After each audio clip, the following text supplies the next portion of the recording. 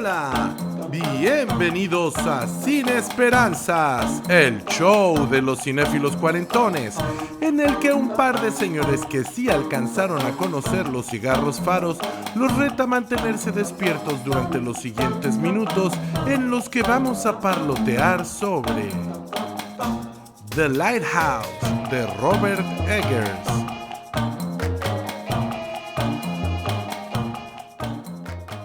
Bienvenidos sean, estamos aquí reunidos una vez más para celebrar nuestro ritual de amor por el cine. Yo soy Paquito Rodríguez, su amigo, y aquí estoy con Fernando C. Fink, mi hermanito del alma, platicando campechanamente sobre las películas que nos marcaron de jóvenes o que en la actualidad nos parecen relevantes o significativas. El día de hoy estamos celebrando nuestro cuarto episodio de la quinta temporada y esperemos que sean muchos, pero que muchos más. La cinta elegida para este episodio es la relevantísima película de horror gótico The Lighthouse o El Faro, estrenada en 2019 bajo la batuta del director estadounidense Robert Eggers. En el episodio 2 de esta misma temporada conversamos sobre Hereditary de Ari Aster y mencionamos las similitudes que este director tiene con Eggers, de quien ya comentamos The Northman, una película de 2022 que aparece en el episodio 23 de la tercera temporada de este show, y también su película The Witch, que es una película de 2015 y aparece en el episodio 25 de esta misma tercera temporada.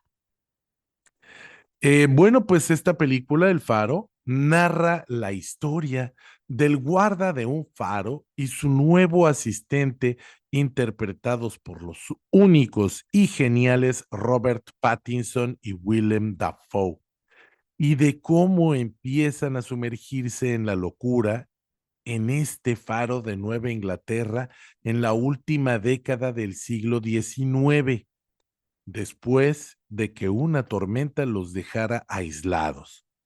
Es una narración que nos recuerda en estilo a Edgar Allan Poe, un poco quizá a H.P. Lovecraft, aunque no demasiado, y que resulta difícil de interpretar.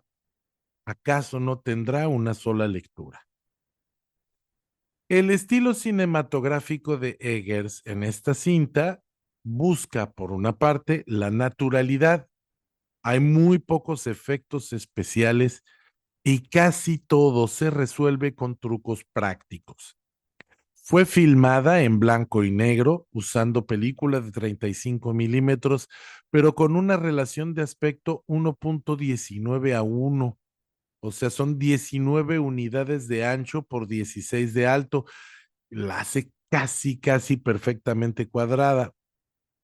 Esta decisión creativa busca regresar al espectador a los inicios del cine.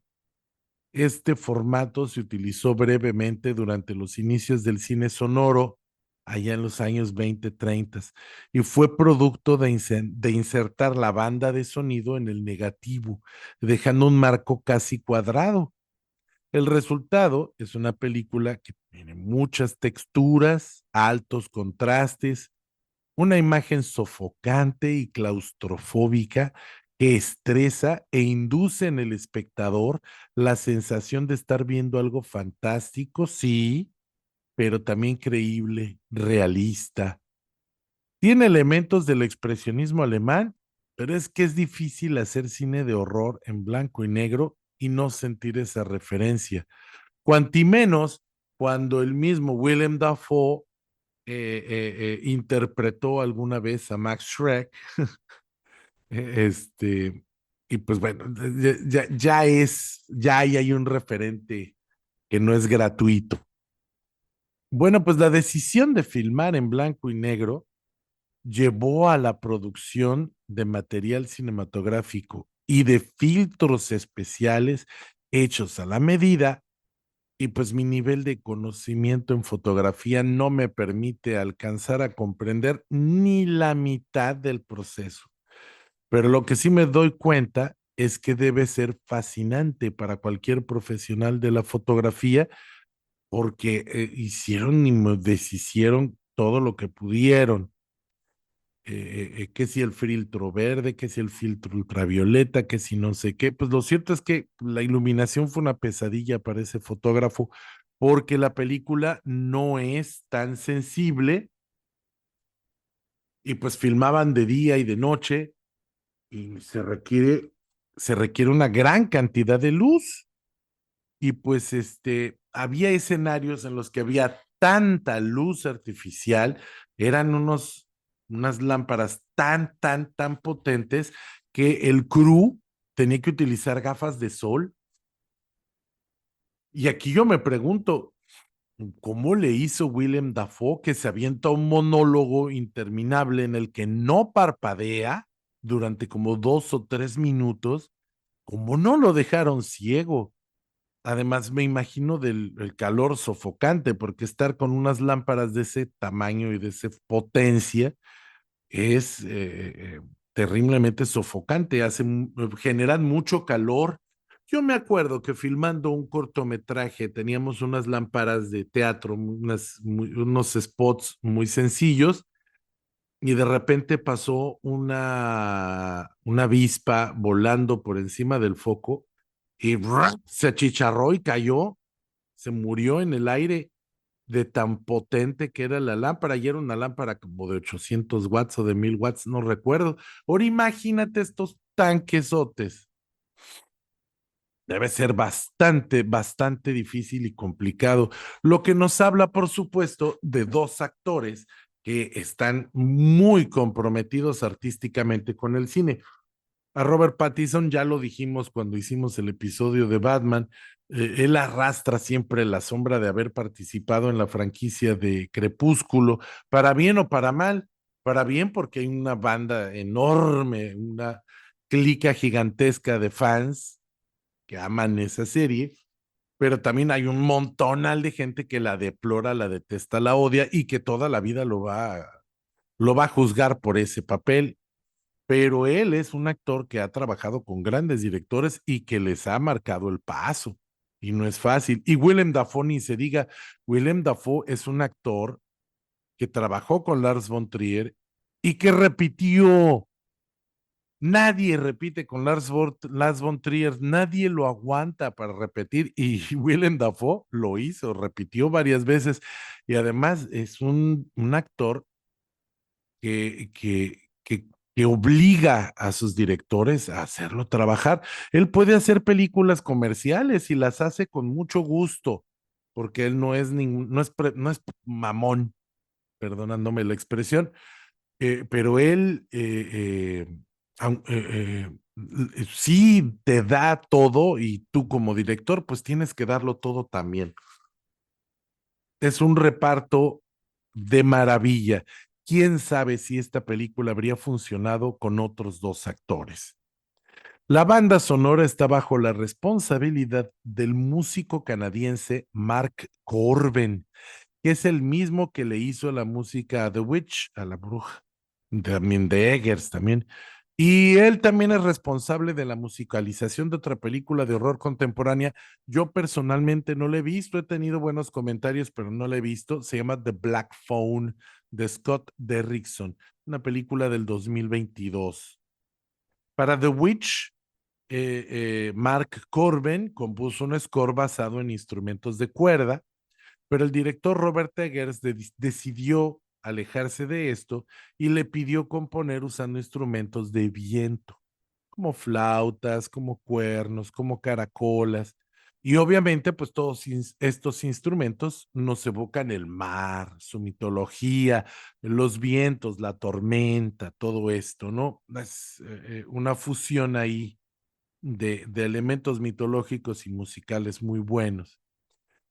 Es que el director reconoce que, entre otras influencias que tiene los arquetipos junguianos y por supuesto la mitología griega. Incluso él llega a confesar que para el personaje de Robert Pattinson, Ephraim, representa para él a Prometeo, y que el personaje de Willem Dafoe, Thomas, sería Proteo. Y pues Prometeo es el dios que creó a la humanidad y que se robó el fuego y se lo dio a la humanidad, desobedeciendo a Zeus, y es castigado encadenándolo en una montaña donde aves rapaces le consumen las vísceras todos los días, porque como es inmortal, no puede morir y diario se regenera y pues repite la tortura. Proteo, por otro lado, es una divinidad asociada al mar, es un súbdito de Poseidón y se dice que vivía en la isla de Faros y que tenía la capacidad de la metamorfosis, de la transformación. Si bien la idea del faro, de la película, quiero decir, fue sugerida primero a su hermano menor, Max Eggers, de un cuento inconcluso de Edgar Allan Poe, que se llama igual, pero Robert Eggers eliminó todos los rasgos del cuento original en su guión y construyó algo nuevo. Otra vez se apoyó en documentos reales, es algo que ya había hecho para The Witch, e incluso también reconoce la inspiración de un mito del siglo XIX en el que dos guardas de un faro en Gales, que se llamaban igual, Robert, pues uno de ellos se murió mientras estaban atrapados por una destructiva tormenta. Y entonces a esto le llamó la atención y él dijo, pues me gustaría hacer una película en la que la personalidad, la identidad se conviertan en algo dramático. Hay algunas personas que consideran que El Faro no es una película de horror, que es una película más bien psicológica, que es un thriller psicológico. A mí sí me parece que es una película de horror perdón, en la tradición de Roman Polanski, un poquito parecida al Resplandor de Kubrick, aunque el Resplandor de Kubrick pues sí es muy paranormal y esta película tiene una lectura un poquito más abierta, es un poquito más abierta, pero va por ese estilo, ¿no?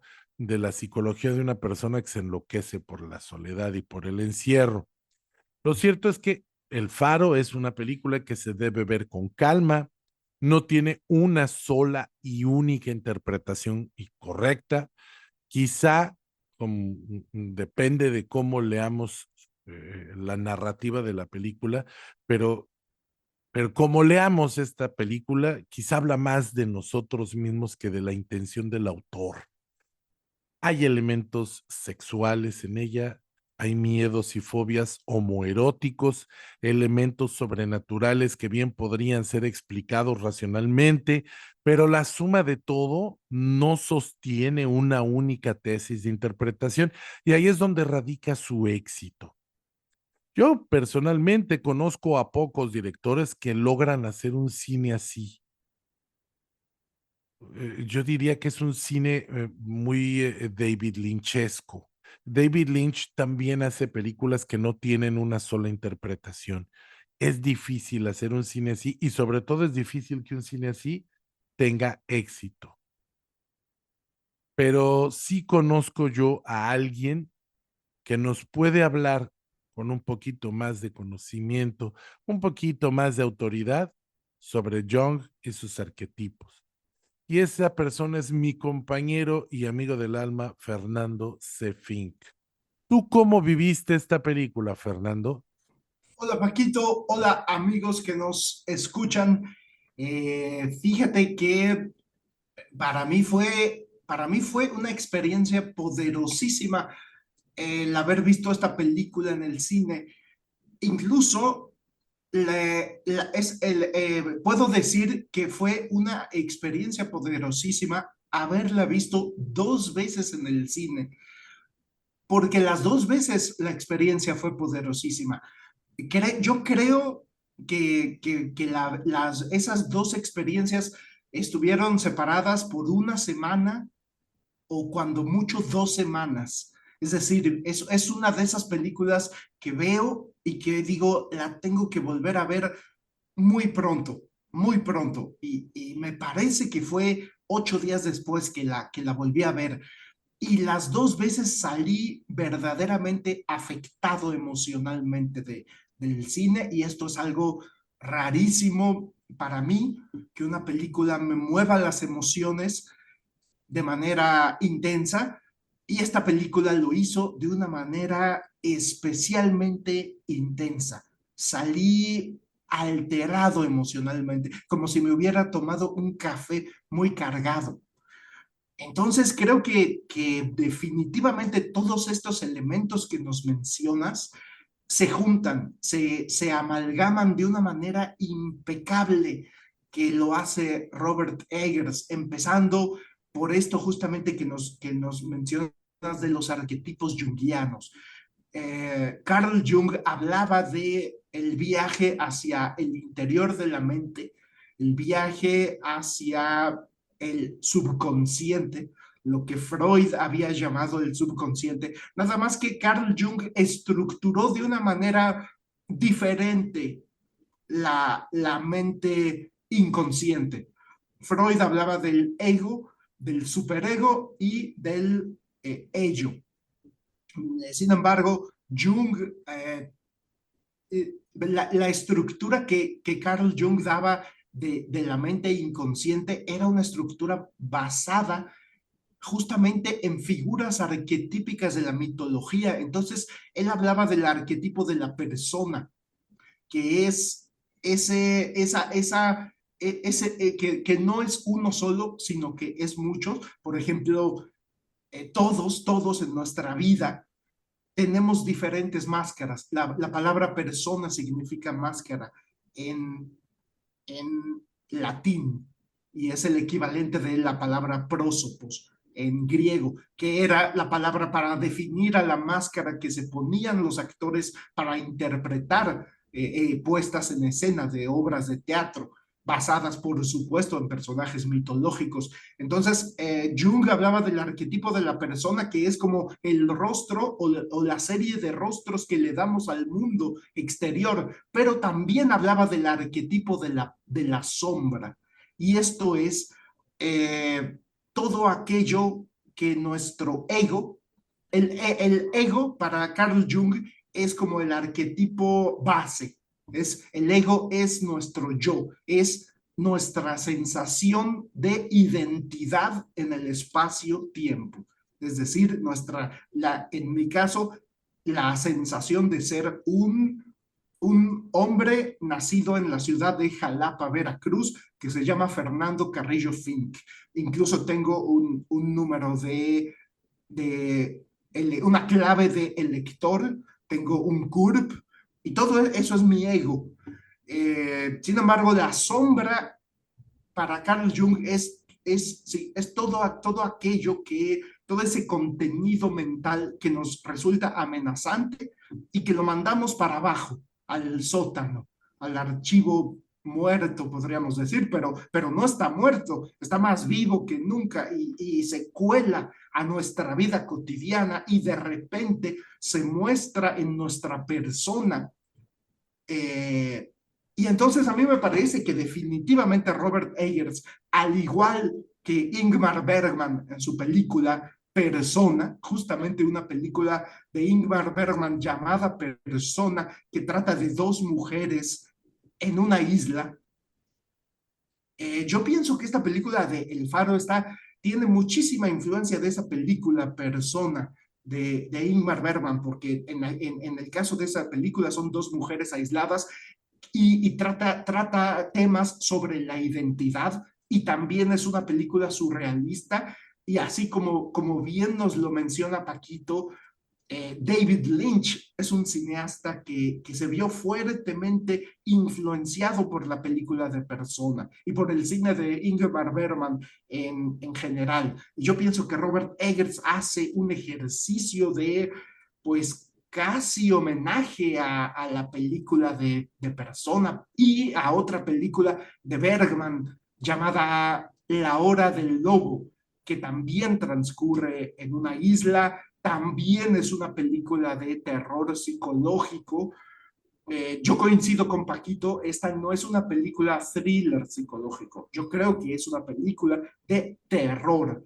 Sí, terror psicológico, pero terror al fin y al cabo, porque definitivamente que se inscriben en este tipo de películas que buscan alterar nuestras emociones. Es decir, un thriller, sí, por supuesto que busca generar un efecto emocional, pero un thriller se basa más en la investigación, en la búsqueda de pistas, en la búsqueda de descubrimientos que nos ayuden a comprender algo, principalmente o por lo general, pistas que nos ayuden a descubrir el culpable de algún crimen. Sin embargo, el cine de terror no tiene como meta el descubrimiento de un misterio. El cine de terror lo que busca es hacernos sentir miedo, hacernos sentir eh, eh, a meternos en un estado psicológico de miedo literalmente. Y el Faro lo logra, creo yo, utilizando todas estas herramientas que ya nos mencionó Paquito, empezando por este aspecto de, en inglés le llaman el aspect ratio de 1:1.19, que como ya nos platicó Paquito, se utilizó en los primeros años del cine sonoro porque ya no podía la película tener el aspecto tradicional, el aspecto académico de 1:1.33, porque ahora el sonido estaba insertado en el celuloide. Entonces redujeron el encuadre a un aspecto de 1:1.19. Entonces estamos hablando de una imagen casi cuadrada que para mí ayuda muchísimo en esta película porque nos da esa sensación de claustrofobia. Si tuviéramos un encuadre más rectangular, habría hecho falta el uso de lentes más amplios, pero eso habría llevado a que nos sintiéramos un poquito más holgados, un poquito más relajados, pienso yo, dentro de este faro, dentro de este cuartito que comparten el personaje de Willem Dafoe y de Robert Pattinson. Pero al utilizar este aspecto casi cuadrado de la imagen, nos sentimos encerrados al igual que ellos. Y todas estas escenas de discusión y de confrontación entre estos personajes son verdaderamente claustrofóbicas, y creo yo que ahí entra el tema de los arquetipos de Carl Jung, porque yo pienso que sí hay un juego de la sombra. Yo siento que sí hay un juego de el personaje de Willem Dafoe como el padre destructor, el padre que es como la proyección de la sombra del protagonista, interpretado por Robert Pattinson, que llega a este lugar a trabajar, pero que se topa con este jefe que tiene tan, pues tan destructivo en cierta forma, y cómo se va tornando surrealista la película a través justamente de esta sensación de locura que nos menciona Paquito. Y también coincido contigo, Paquito, en lo que nos dices del expresionismo alemán, que definitivamente es dificilísimo hacer una película de terror en blanco y negro que no tenga fuertes influencias del expresionismo alemán, o sea, estos claroscuros que se lograron, y ya nos explicaste técnicamente, tecnológicamente, cómo se lograron, cómo se logró esta iluminación que tiene contrastes marcadísimos y que ayudan a este efecto de sentir que el personaje se está volviendo loco. Y las escenas en exterior, pues también se sienten claustrofóbicas, porque no, tal vez la palabra correcta no sea claustro, porque pues no están encerrados, pero más bien una sensación de aislamiento. O sea, el hecho de verlos que están aislados, que están rodeados de mar, en una islita, eh, verdaderamente que la progresión dramática de la película, el desarrollo de la trama y ver estas imágenes sobrecogedoras que rayan en lo sobrenatural, pero que al mismo tiempo no sabes qué tanto está soñando o imaginándose el personaje, estas imágenes, y que como bien nos lo dice Paquito, recuerdan muchísimo el cine de David Lynch. Creo que Robert Eggers hizo un trabajo fantástico. Y bueno, por el momento ya me extendí demasiado. Voy a regresarle el micrófono a mi compañero y amigo del alma, Paquito, para que nos siga comentando sobre El Faro. Gracias, Fernando. No, pues definitivamente es una película muy difícil. Es una película que no le tiene compasión al espectador. No, no hice en la primera participación un intento por comentar mis análisis o mi experiencia estética, precisamente porque pienso que no es fácil y que era importante primero hablar de todos los aspectos concretos, de los aspectos objetivos que sí se pueden establecer y subrayar, ¿no? ¿Cómo vi yo esta película? Cuando yo salí, la entendí como la historia de una persona, de un individuo que está que se vuelve loco y que crea una doble personalidad. Así le entendí yo. Yo entendí como que los dos personajes son la misma persona, están divididas, están fracturadas en dos personalidades. Hay un momento en el que, en el que hasta nos enteramos de que se llaman igual. Y eso para mí fue como muy claro. Pero la película también puede tener una interpretación más paranormal. Puedes decir que los dos han sido afectados realmente por el canto de las sirenas, por seres metafísicos, seres que están más allá del mundo ordinario. No, no es metafísico, no es lo correcto, la palabra correcta. Paranormales, pues, seres paranormales. También puedes justificarlo, también puedes hablar de eso, porque hay momentos en los que ocurren cosas que no son del mundo normal, pero también puedes decir que son dos marinos que toman alcohol adulterado y que empiezan a sufrir alucinaciones y que eventualmente terminarán destruyéndolos.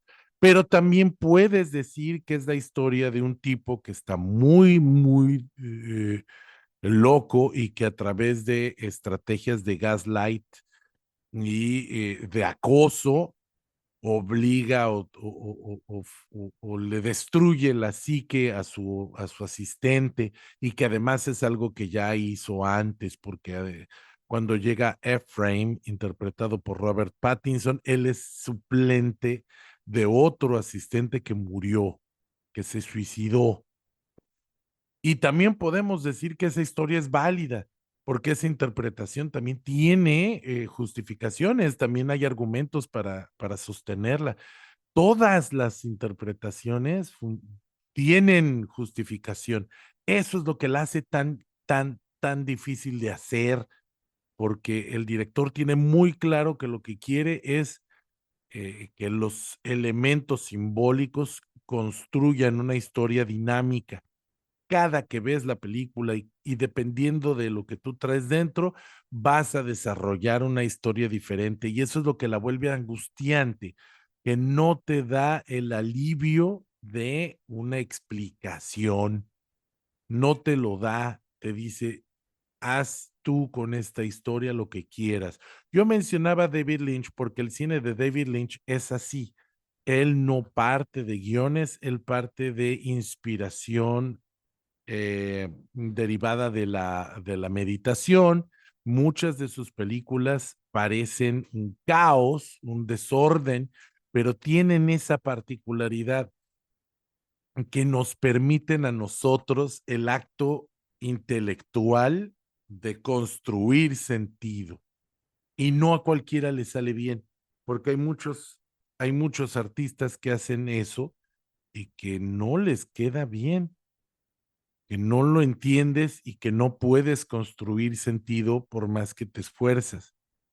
Hay otros que sí lo logran. Por ejemplo, Peter Greenaway sí te venda historias más o menos flexibles, pero Peter Greenaway sí tiene un mensaje que quiere que tú descubras. Él no es tan flexible como lo es David Lynch. Hay otros directores, por ejemplo, Luis Buñuel, que era un surrealista y él hasta odiaba que le preguntaban qué significaba tal o cual cosa, porque no significaba nada. Él quería, como los grandes surrealistas, representar la lógica de los sueños y apoyarse sí en los arquetipos psicológicos, pero sin ningún sentido estricto. Y bueno, Robert Eggers no solo tiene ese mérito, sino que además hace una película de miedo, una película que genuinamente provoca miedo, provoca ansiedad. Eh, yo no sé qué masoquismo me lleva a que me gusten este tipo de películas porque las padezco, las sufro. Y así como Fernando menciona esta sensación de haberse tomado un café muy cargado, pues yo también la sentí. Es esta angustia, esta ansiedad, pero se disfruta porque es un trabajo intelectual interesante. Tratar de entender qué está pasando, tratar de entender y de construir, es un acto creativo. Ver esta película es un acto dinámico de creatividad porque perdón, el televidente, ¿no? El espectador está construyendo activamente sentido. Y digo que es difícil porque no es nada más aventar imágenes a lo tonto.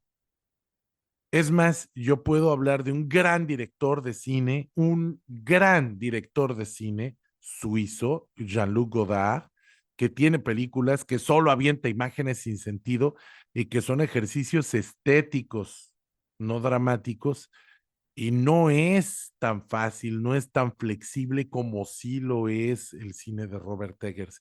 O sea, Robert Eggers no es para un público chiquitito, no es para un público específico.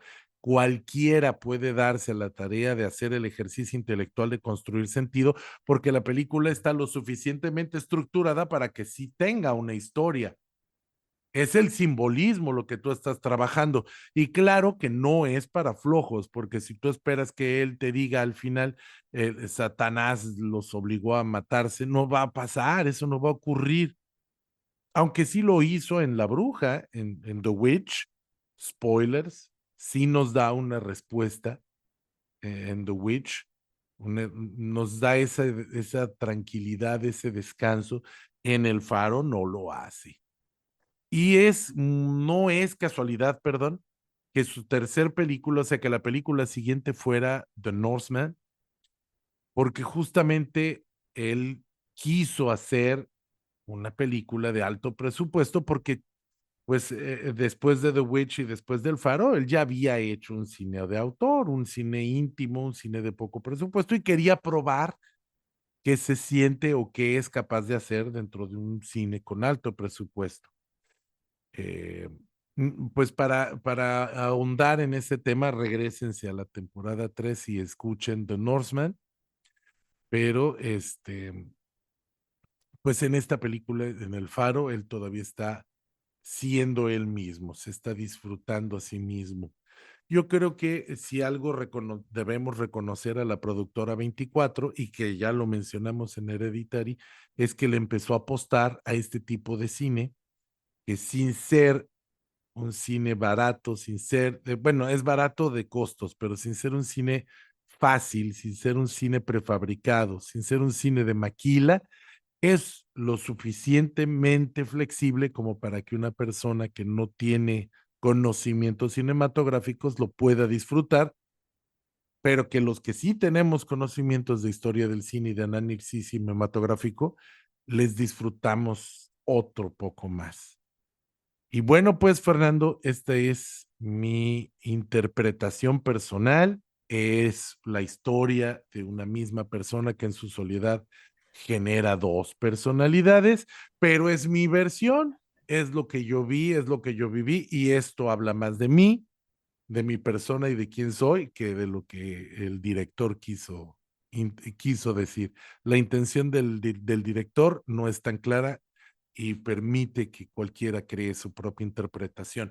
Quiero aprovechar este espacio para saludar a los sospechosos comunes, a la gente que siempre nos está escuchando y que nos está regalando ese momentito de su tiempo. Hay muchos que no conozco porque pues YouTube nada más nos habla, nos menciona de números, no nos menciona usuarios. Si usted nos está escuchando y no se ha comunicado con nosotros, mándenos un mensajito en Facebook o en YouTube.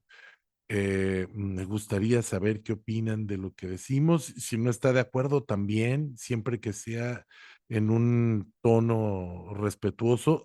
Yo admito que nuestra versión y nuestra opinión es subjetiva. Le mando un saludo a mi esposa Carolina, que me entrega este tiempo que me permite grabar con Fernando y que cuida a mi hijito que bien o mal es una, en este momento es una carga, pero es una carga porque lo trae en la espalda.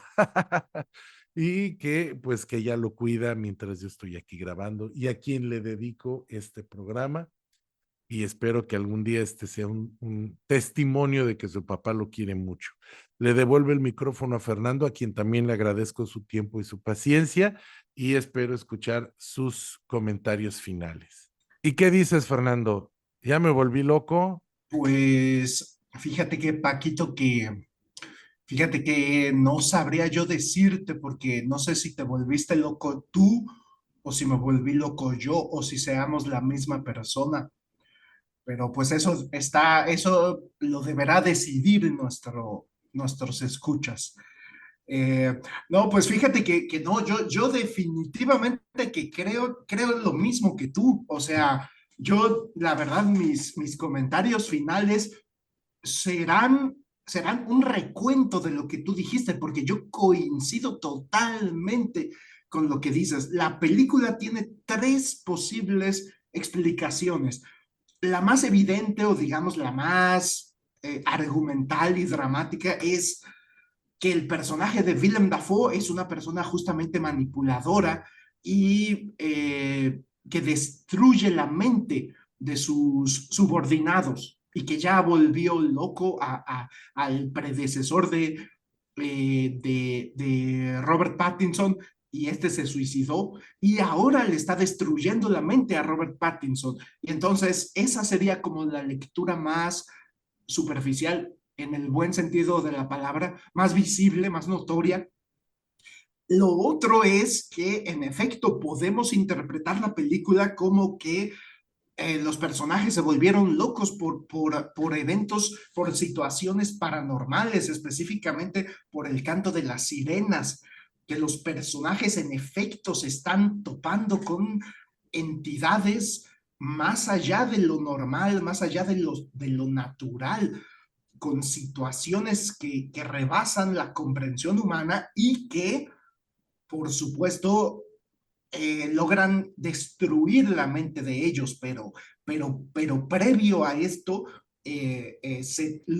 aquello con lo que se toparon son fuerzas del más allá, fuerzas de otros mundos, de otras realidades, y en ese sentido hay como mucha influencia de H.P. Lovecraft en esta historia. Y la otra interpretación que definitivamente estoy de acuerdo contigo es que se puede ver como una metáfora de una mente dividida en dos. Eso creo que definitivamente sí se puede también extraer del texto y que no solo sucede en esta película, sino que también sucede y de manera mucho más evidente o mucho más recalcada, subrayada en la película de Bergman, Persona, que pienso que influenció muchísimo a El Faro. En esa película se puede interpretar de manera con mucho más confianza que las dos mujeres son una misma y que están encerradas en una misma mente. Pero yo creo que definitivamente sí se puede también extraer esa interpretación en El Faro. Y como tú dices, a mí me parece interesantísimo este recuento que haces de diferentes tipos de cine que podrían parecer que son lo mismo, pero no son lo mismo. Por un lado está Buñuel, que como bien dices, él lo que quiere es seguir la lógica de los sueños. Y como bien dices, con figuras arquetípicas y demás, pero sin la búsqueda de un significado. Es decir, hasta le molestaba que le preguntaran. Y creo yo que Fellini en algunas películas llegó a esos extremos.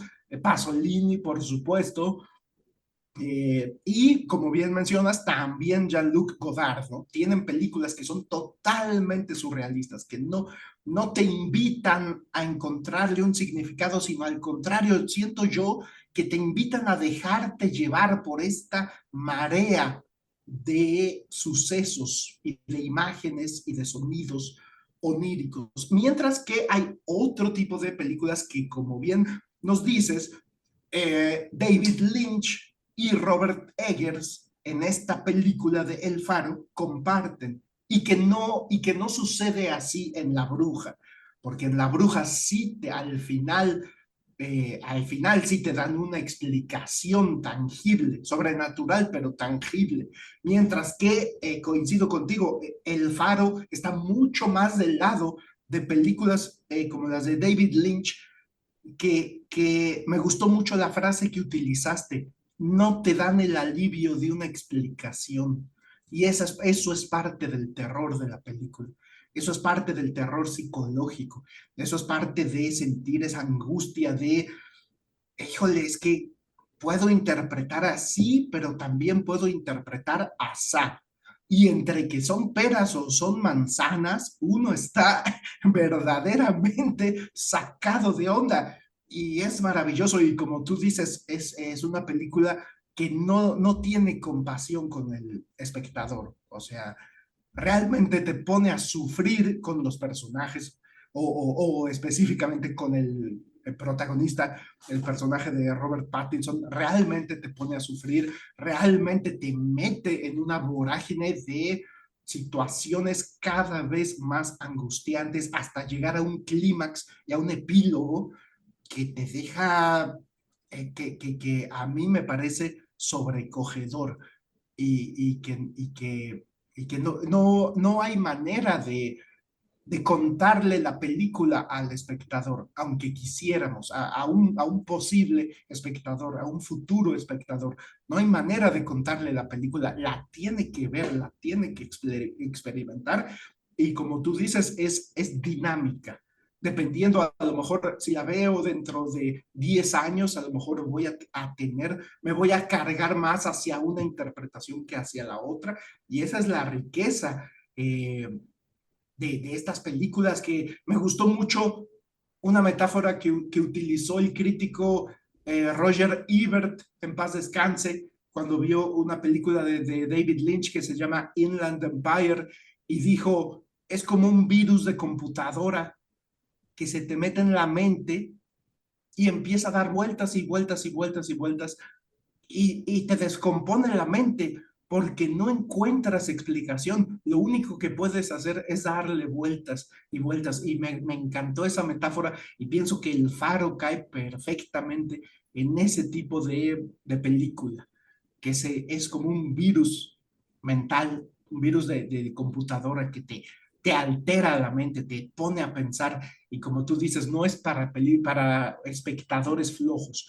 Y definitivamente que sí, que coincido contigo, se lleva muchísimo mérito pues yo le llamaría hoy en día estudio independiente, porque yo pienso que ya tiene las características de un estudio independiente llamado A24, que le ha dado oportunidad a varios cineastas de hacer películas experimentales, películas de género, pero que tienen muchos elementos experimentales sin dejar de ser comerciales, y que ha dado muchísima riqueza al género de terror. Y por último, quisiera mencionar lo que tú ya nos dijiste sobre Willem Dafoe, que es un actorazo, es un fuera de serie, es un maestro que en efecto en efecto no le molesta hacer cine comercial, lo hace con gusto, como tú dices, no es mamón. Me encanta el trabajo que hace en la primera película de Spider-Man de Sam Raimi.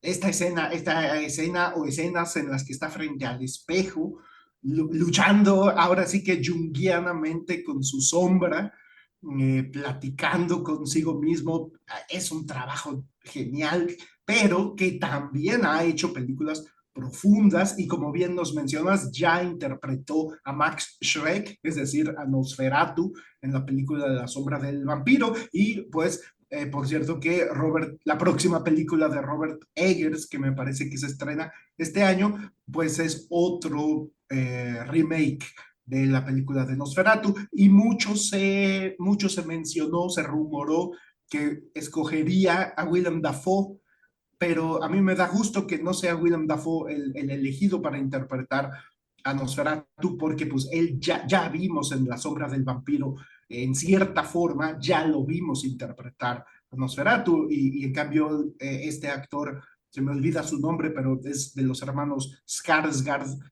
eh, que interpretó a Pennywise en la película de It, va a interpretar a Nosferatu, y en manos de Robert Eggers pienso que puede hacer un trabajo fantástico. Y con eso termino mi participación. Muchas gracias, Fernando. Pues hay muy poquito que podamos agregar a esto. Yo creo que lo más importante ya se dijo. Efectivamente, muero de ganas por ver su versión de Nosferatu. Es una de mis películas de terror favoritas. La vi de niño, ya incluso ya tenemos por ahí un episodio sobre las primeras dos versiones, la versión original de Murnau y la versión de Werner Herzog. Por cierto que Werner Herzog es un director muy con el que podemos encontrar cierta filia o cierto parecido con Robert Eggers. Es un director alemán muy atrevido, muy personal, muy auténtico.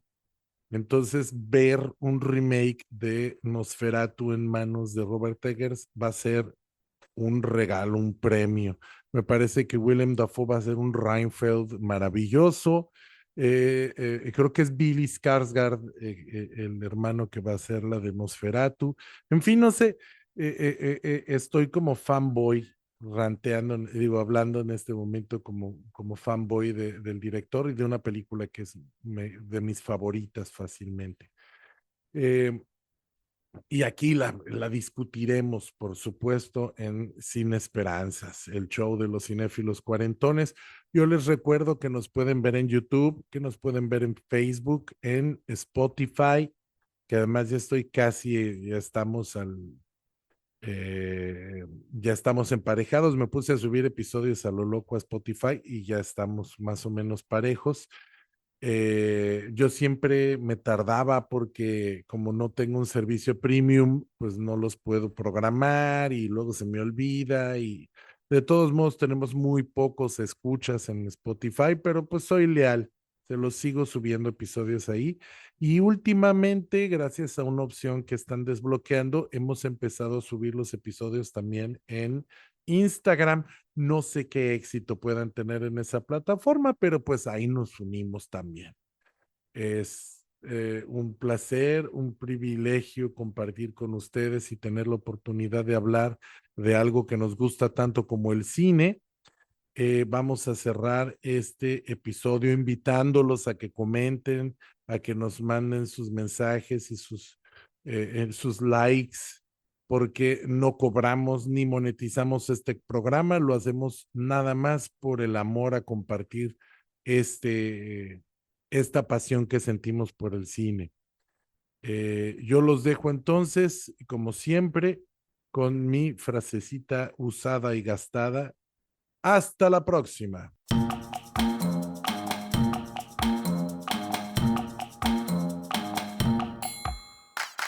Esta es la quinta temporada de Sin Esperanzas, el show de los cinéfilos cuarentones, con Fernando C. Fink y Paquito Rodríguez. Puedes escucharnos en nuestra página de Facebook, nuestro canal de YouTube, en Spotify y ahora también en Instagram. ¡Hasta la próxima!